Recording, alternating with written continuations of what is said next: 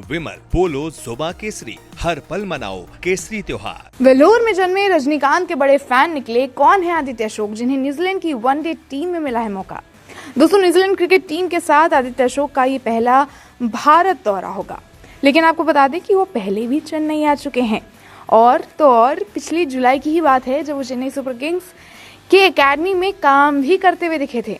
दरअसल 2023 में इन्होंने इंटरनेशनल डेब्यू किया, जिसके बाद इन्होंने 2 वनडे और 1 T20 मुकाबला खेला। लेकिन पीठ की गंभीर चोट की वजह से वो ज़्यादातर समय टीम से बाहर ही दिखाई दिए।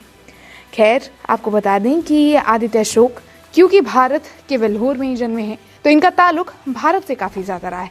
और कहीं ना कहीं इनका इंटरेस्ट भारतीय फिल्मों में भी काफ़ी रहा है। रजनीकांत के काफ़ी बड़े फ़ैन हैं। इतने बड़े फ़ैन हैं कि इन्होंने अपने हाथ में रजनीकांत के मूवी का एक डायलॉग छपवा रखा है।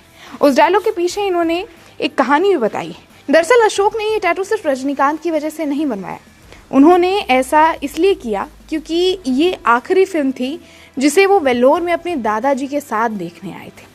खैर, ये तो रही उनके निजी जीवन की बात। अगर न्यूजीलैंड क्रिकेट टीम में उनके होने की अगर बात की जाए तो दोस्तों, न्यूजीलैंड क्रिकेट टीम के साथ आदित्य का ये भारत का पहला दौरा होने वाला है। लेकिन वो इससे पहले भी, जैसा कि मैंने आपको बताया, चेन्नई आ चुके हैं और चेन्नई सुपर किंग्स एकेडमी में काम भी कर चुके हैं। और इस दौरे को जो उन्होंने चेन्नई सुपर किंग्स के साथ बिताया, उस दौरे के बारे में वो कहते हैं कि सच कहूँ तो हमने जो चीज़ें सीखी वो बेहद ही कमाल की थी। बल्लेबाज के सेट करना जैसी चीज़ें सीखी। हमने बहुत सारी चीज़ें सीखी जो सच में बहुत अच्छी थी। काली मिट्टी और लाल मिट्टी की पिचें कैसा बर्ताव करती है, ये मेरे लिए बड़ी सीख थी। एक क्रिकेटर के तौर पर मेरी जानकारी बढ़ी, जो शायद सबसे ज़रूरी चीज़ थी। 200 एज ग्रुप सिस्टम से निकल कर आए 23 साल के इस खिलाड़ी की रैंकिंग काफ़ी नीचे है। मिचेल सेंटनर, एजाज पटेल और इश सोडी के होने की वजह से अशोक को मौके के लिए सब्र से इंतज़ार करना पड़ा है।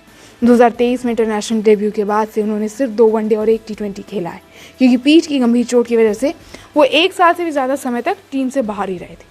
उनकी सर्जरी मैं आपको बता दूं कि उसी सर्जन ने की थी जिसने जसप्रीत बुमराह का ऑपरेशन किया था। खैर, भारत के खिलाफ न्यूजीलैंड सीरीज़ अशोक को खुद को साबित करने का एक अनोखा मौका देता है। उन्होंने इस पर कहा कि मुझे लगता है इस माहौल में रहना एक बड़ी बात है और मैं हमेशा प्रोसेस पर ध्यान देता रहता हूँ। अगर मैं इस सीरीज़ में कुछ नए तरीके सीख कर या एक क्रिकेटर और एक इंसान के तौर पर खुद के बारे में कुछ सीख कर जाता हूँ तो ये मुझे बेहतर स्थिति में रखेगा। जाहिर है सफलता बहुत अच्छी होगी, लेकिन मुझे लगता है कि अगर आप नतीजे से जुड़ी उम्मीदें और भावनाओं को हटा देते हैं तो ये आपको सीखने और बेहतर बनने का मौका मिलता है। ये ऐसे देश में खेलने का एक रोमांचक मौका है जहाँ क्रिकेट का इतना महत्व है और क्रिकेट का माहौल हमेशा बना रहता है। दोस्तों, भारत के दौरे से अशोक की पिचों के बर्ताव का अच्छा अंदाज़ा हो गया है, लेकिन उन्हें नहीं लगता कि इससे उन्हें कोई भी फ़ायदा मिलता है। हाल के दिनों में न्यूजीलैंड के स्पिनरों को भारत में काफ़ी फॉर्मेट्स में सफलता मिली है और ज़्यादातर लोग इसका कारण अपने देश की मुश्किल परिस्थितियों को बताते हैं, जिससे वो अपनी लाइन और लेंथ से ज़्यादा अनुशासित रख भी पाते हैं।